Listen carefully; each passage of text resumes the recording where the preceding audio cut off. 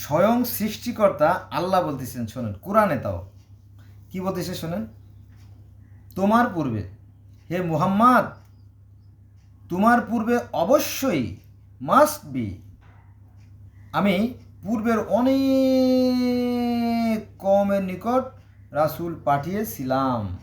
কার কথা? স্বয়ং সৃষ্টিকর্তার কথা। কোথায় আছে?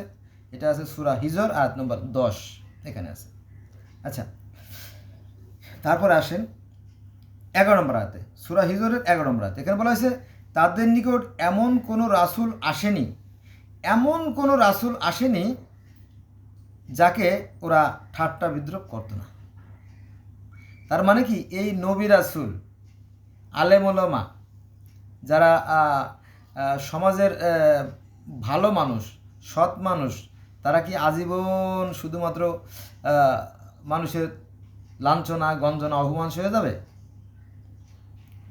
আমি এই তো কিছুদিন আগে একটা ভিডিও করলাম, বুঝছেন। আমি বললাম যে বেদে যা আছে কোরআনে তাই আছে, এই কথা বলতেছিলাম। সেটা আমি এখনও বলি। তো আমাদের এক চেয়ারম্যান সাহেব বললেন যে তাহলে কি আমরা কি কোরআন শরীফ বাদ দিয়ে বেদ মানব? কেমন কথা? আমি তো তা বলি নাই।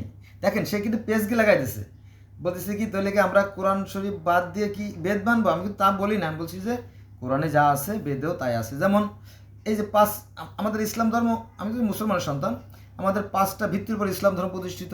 এই 5টা ভিত্তি সনাতন ধর্মে আছে। চলেন সেটা কী ধর্ম? যেমন আমরা মুসলমান বলি কলেমা, লা মানে নাই, ইলাহা মানে সৃষ্টিকর্তা, ইল্লাল্লাহ আল্লাহ ছাড়া, কলেমা আমরা বলে থাকি, তাই না?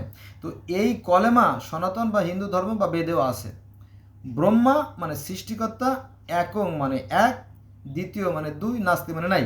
ব্রহ্মা একং, দ্বিতীয় নাস্তি, এটা বেদের একটা শ্লোক, একটা বাক্য বা একটা সেন্টেন্স বা একটা আয়াত। তাহলে কলেমা, ইসলাম ধর্ম কলেমা আছে, সনাতন বা হিন্দু ধর্ম কলেমা আছে, কলেমা। তারপরে আছে নামাজ, আমরা মুসলমানরা 5 ওয়াক্ত নামাজ পড়ি। তো 5000 বছর আগে পারসি ধর্মে সেখানে 5 ওয়াক্ত নামাজের কথা আছে, তারাও 5 ওয়াক্ত নামাজ পড়ে, তাহলে মিলে গেল। আবার 21 লক্ষ বছর আগের যে সনাতন বা হিন্দু ধর্ম, সেখানেও কিন্তু এই 5 ওয়াক্ত নামাজ আছে। পঞ্চ মহাযজ্ঞ, পঞ্চ মানে 5, মহা মানে কি বিশাল, যজ্ঞ মানে কি নামাজ, ধ্যান, আরাধনা, তপস্যা। এটা কিন্তু খোদ বেদে আছে, কারণ আমি বেদ পড়ে বলতেছি। কিন্তু আমি যেহেতু পৃথিবীর বিভিন্ন ধর্মের ছাত্র, হ্যাঁ, আমি কোনো ইউটিউব দেখে বা কারো কাছে শুনে বলতেছি না, বোঝা গেছে? তাহলে কলেমাও পাইলাম, নামাজও পাইলাম। রোজা, আমরা মুসলমানরা সকাল থেকে সন্ধ্যা পর্যন্ত পানাহার বিরত রাখি, ঠিক না? এটাকে বলি আমরা রোজা। তো same to same, there is no difference between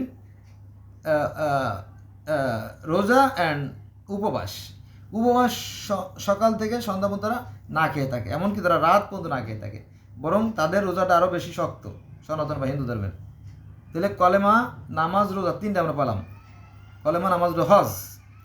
হজ, আমরা যে মক্কায় যে হজ করতে যাই, এই মক্কা মসজিদটা তো আসলে আমাদের না, এটা তো হিন্দুদের ছিল, যদিও এখন আমাদের মুসলমানদের। এটা ছিল মক্কেশ্বর মন্দির, এবং এই যে কালো পাথর, তাদের দাবি হচ্ছে শিব আদিদেব মহাদেবের শিবলিঙ্গ হচ্ছে এই কালো পাথরটা।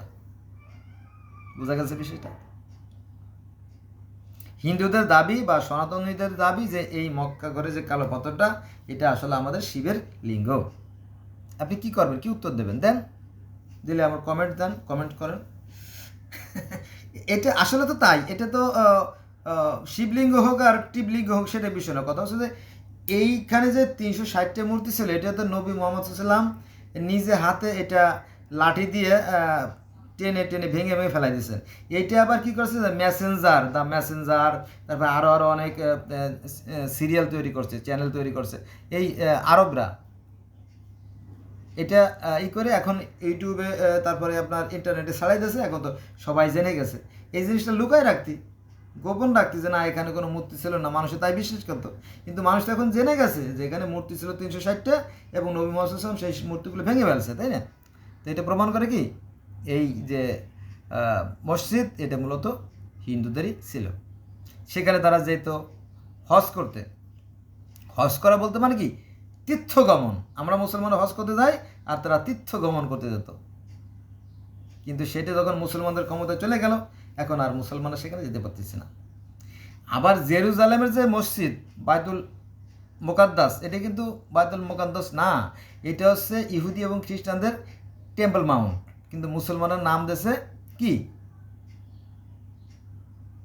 জেরুজালেম মসজিদ, এটা আমাকে। অথচ এই 5,000 বছর আগে থেকে কিন্তু তারা সেখানে বসবাস করতে আসছে। এটা নিয়ে গন্ডগোল বাঁধায়, কিছু মানুষ আছে গন্ডগোল বাঁধায়, আর অন্য মানুষগুলো ক্ষতিগ্রস্ত হয়।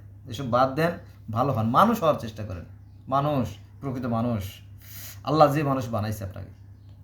তারপরে দেখেন যে তাওরাতে যে 25 জন নবীর কথা আছে, জব্বুরে, বাইবেলে, ইনজিলে এবং কোরআনে ওই একই 25 জন নবীর কথা আছে, এবং কি এমন এই সমস্ত কাহিনী, নবীদের যে কাহিনী, এই কাহিনীগুলো আবার সনাতন বা হিন্দু ধর্মে আছে। যেমন মৎস্য অবতারে আছে আপনার নূহ নবীর কাহিনী, তারপরে কুম্ভ অবতারে আছে আপনার সেই স্বর্গে যে দেবতা ওষুধের সাথে যুদ্ধের কাহিনী, হ্যাঁ, তারপরে ঘটক চটকে মাছে গিলে ফেলাইছিল সেই কাহিনী আছে সনাতন ধর্মে বা হিন্দু ধর্মে। ওই কাহিনী আবার ইহুদি খ্রিস্টান ধর্মে আছে জনাকে মাছে গিলে ফেলাইছিল, আর আমাদের ইসলাম ধর্মে আসছে ইউনুস নবীর মাছে গিলে ফেলাইছিল। একই কাহিনী যুগের পর যুগ, যুগের পর যুগ ঘুরে ঘুরে ঘুরে ঘুরে বিভিন্ন ধর্মে কি ট্রান্সফার হয়ে গেছে। এই বিষয়গুলো মানুষ জানে না। তাহলে আপনি কিভাবে জানছেন? আমি জানছি যে পৃথিবীর বিভিন্ন ছাত্র, এই জন্য আমি দীর্ঘদিন সাধনার বলে এটি আমি জেনেছি। আমি অধার্মিক নই, বরং আমি চাই সাম্য, ঐক্য, ভ্রাতৃত্ব।